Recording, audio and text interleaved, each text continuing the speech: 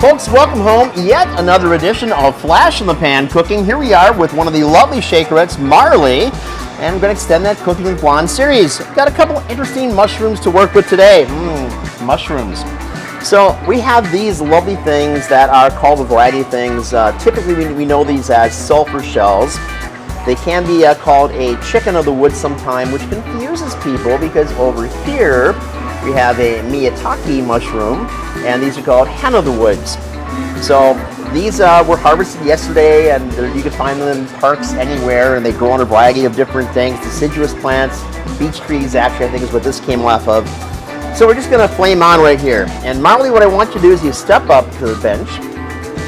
We're going to do these guys first, and I'm going to use a little bit of butter and just a touch of olive oil on this as well. So while I do that, I want you to take a knife, and it's a small knife, don't worry about this knife, and just put your fingers like here, create a bridge, and cut down smoothly. And this is not a race, so have a little bit of fun with that.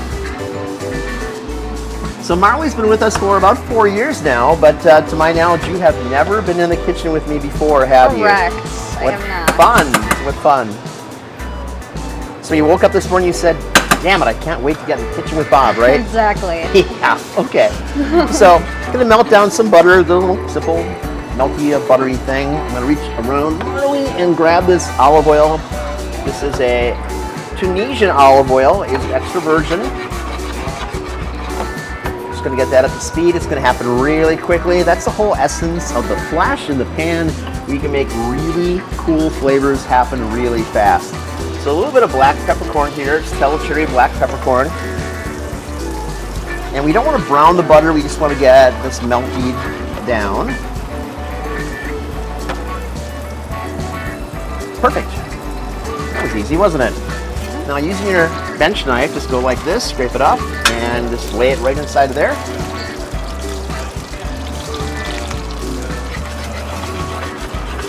Shaky, shaky.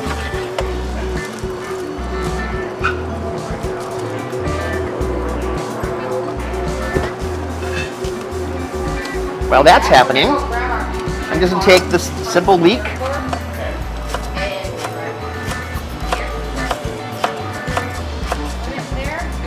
So you have the leek. If you get a wild leek that's kind of sandy, you're going to want to rinse this off, but we're completely fine on this leek. So here, just a little bit of extra virgin olive oil. Going to get our leek into here, just like that. And then Marley, I'm going to want you to turn that off for a moment. I'm going to want you to take the Miyataki and cut it the same way. Just watch your fingers. You're doing a great job. That'll rest right over there for a moment. Move this stuff around.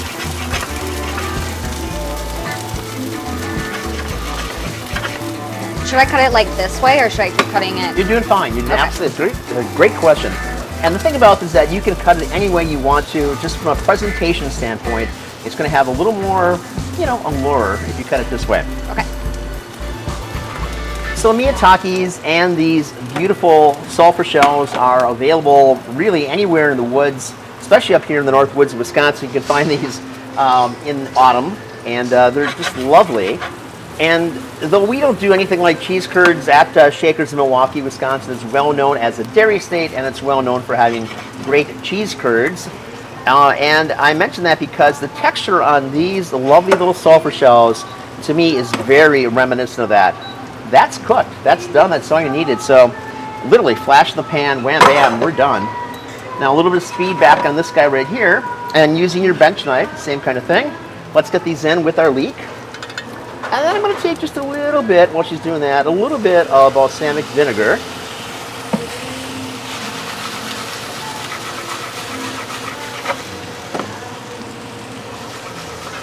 And because the volume of the Miyatakis, we've got just a little more extra virgin olive oil on top of that.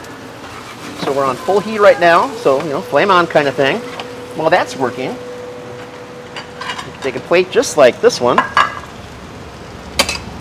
And since this is all about you, I'd like you then to take these and just plate it here any way you like. Make a real pretty little presentation.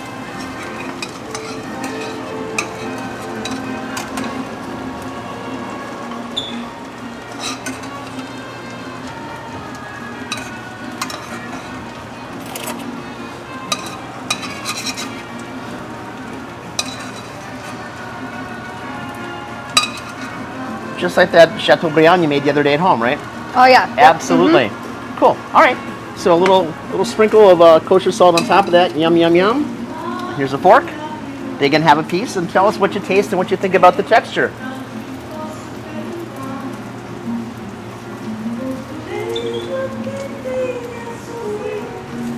It's really good. It's really good. Cool. I like mushrooms. Okay. And you kind of get that little cheese curdy kind of a thing with the texture? Yeah. Kind of cool, isn't it?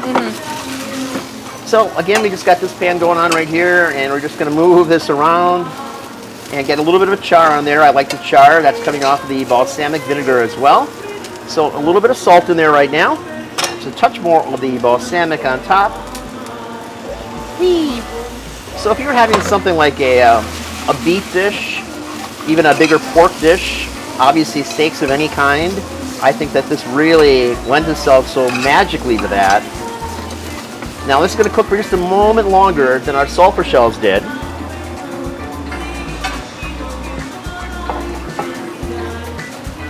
But again, in less than 10 minutes, you've got some dynamic flavors. And most importantly, this is the kind of thing that you're not going to get typically from a takeout restaurant. You're not going to get from a microwavable pack of something you can pick up from the freezer case as well. This is so easy to do. You can find these things, if not in the woods by yourself, which is fun, but you can go to a farmer's market and grab any number of really fun exotic mushrooms. And we've already established that Marley likes mushrooms. Yay, Marley. So we'll do this actually two different ways. I'm going to take these first and kind of layer them right here and get that really nice char going on there from the balsamic. While that's happening, I'm going to take a little bit of butter and throw it in this pan, and we'll have a little comparison taste to see which way she likes them better. And butter is good for you, by the way. After 50 years of the American Heart Association debating whether or not they like butter, and sometimes they do, sometimes they don't, and I have to tell you that my personal belief is that's really a function of how much they're being paid by lobbyists for either one. So here, you just touch it off on the backside with that butter to finish. You don't use margarine. So oleo, and you don't want any of the oleo products. You want to use just natural butter. And it doesn't matter if that's going to be cow butter, if you're going to need some other kind of butter. Ma'am?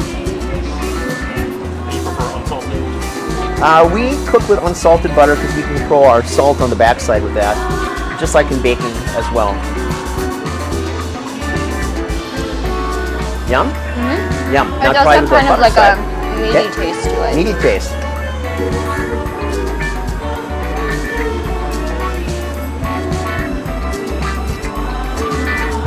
So in that regard, this is a great replacement if you're trying to avoid bigger meats and proteins as well. So you could have it with a steak, you could have it without the steak, and it still carries on those flavors, which I think are just extraordinary.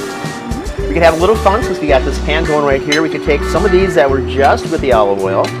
We do have a little touch of butter in there as well. We're going to grab some of this mushroom soya. I'm a huge fan of mushroom soya. It's made from fermented mushrooms, and since we're cooking mushrooms, synergistically it all just kind of works together, right? So just a little touch on there. And now, Marley, let's see how you like it this way.